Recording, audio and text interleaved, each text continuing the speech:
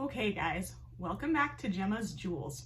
So today I wanted to finish up our series on quartz by talking about some really cool stuff.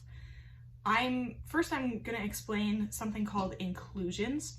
You'll hear a lot about this with diamonds especially, but it is relevant to other gems such as quartz. I'll explain.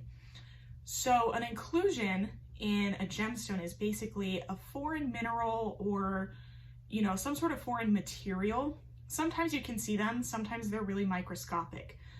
So in quartz, the two main inclusions are what produce some really famous quartz varieties called star quartz and rutilated quartz. Both of these come from the same type of inclusion, which is something called a needle. A needle with quartz is typically kind of like a long strand within the gem of titanium oxide. Now with star quartz, that titanium oxide makes these really long strands that are all kind of in a crisscross clock-faced pattern. And so when you flash the star quartz around under the light and move it around in your hand, you can see this star of light show up on the surface. So for that reason, star quartz is really popular to fashion in what's called cabochon. That's when you have a kind of a rounded domed top for your gem. And so that shows off, that asterism is what it's called, that star face that shows up. This is really popular for jewelry. I see a lot of earrings made out of star quartz because it's just really unique, it's really cool, and it's a nice little flair to what would otherwise be kind of a plain stone for that piece of jewelry.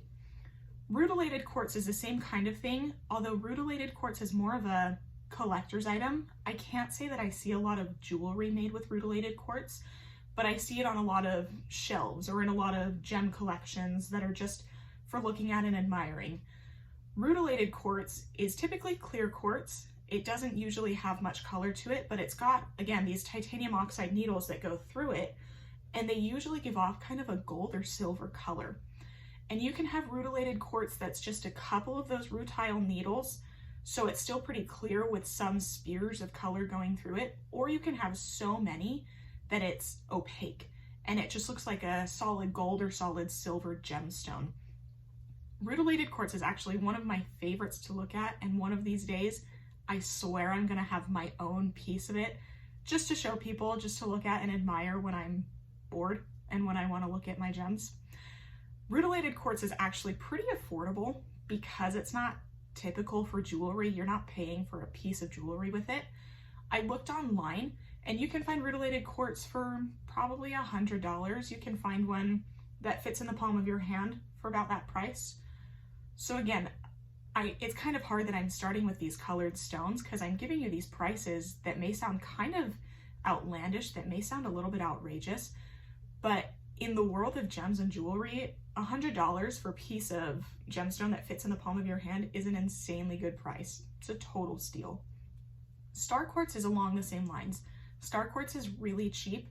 If you're paying a lot of money for a piece of jewelry with that, odds are you're mostly paying for the gold or for whatever metal that jewelry is being set in, and you're paying for that goldsmithing fee. But if you just want a piece of star quartz for yourself, you can go online. You can probably find one on Etsy for dirt cheap, or if you want a really nice one, you can always look on Stuller.com or go to your local jeweler and work through them, and I'm sure that you can find one that will be a little bit more, but the quality will just be outrageously good. So this is another really short video. There's not a whole lot to know about star quartz or rutilated quartz, although I will give you a little sneak peek. I looked it up online, and star and rutilated quartz are really popular in the world of healing crystals and, powerful gems.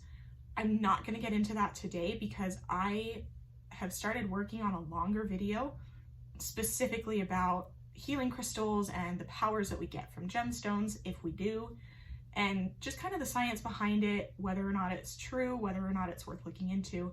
So we will be coming back to a lot of these quartz varieties as I get more into that.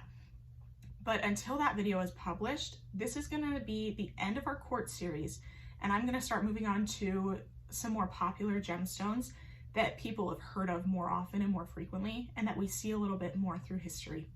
So as always, if you have questions or ideas for future videos, please put them in the comments below, or you can message me on Instagram. Like and subscribe, tell all your friends, and we will be back with some really good stuff next week.